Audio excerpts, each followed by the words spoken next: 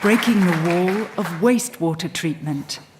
Ashwin, University Malaysia, Pahang. Have you ever dipped your feet into a cool, bubbling stream, or waded through crystal clear water so clean you can see the fishes darting in and out of the seaweed? Have you? I haven't. My whole life, my parents have told me about this fairy tale, about how they went fishing or swimming in the river. But all the rivers I've seen in Malaysia are so muddy and polluted, if Nemo fell inside, you would never find him. The movie Finding Nemo would just be this brown screen.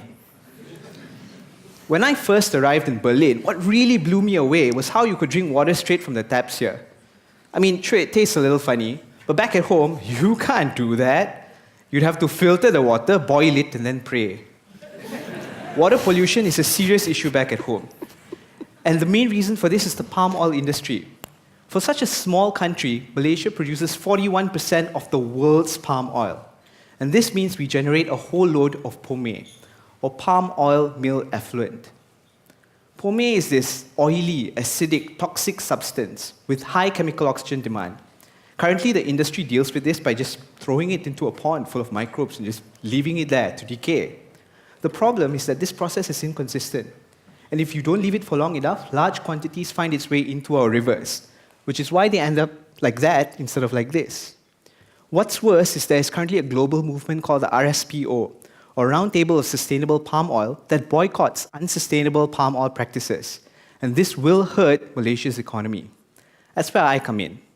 My research has found a cost-effective solution using photocatalysis.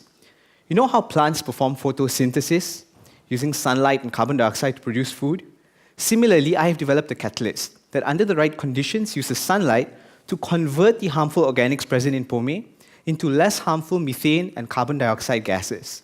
These gases then bubble out of the liquid phase, leaving behind cleaner and less polluted water. My initial findings indicate a pollutant reduction of up to 80%, which means I've solved a major headache for the industry, and at a very low cost. More importantly, this entire process is eco-friendly. I'm using sunlight, which is essentially free, and a cheap recyclable catalyst. Currently, I'm working on expanding the application of this catalyst to other wastewater treatments, perhaps even solving Germany's problem with nitrate pollution from agriculture. More importantly, I believe that in the near future, clean rivers in Malaysia will no longer be a fairy tale, because this research is Hulk smashing the walls of wastewater treatment. Yes.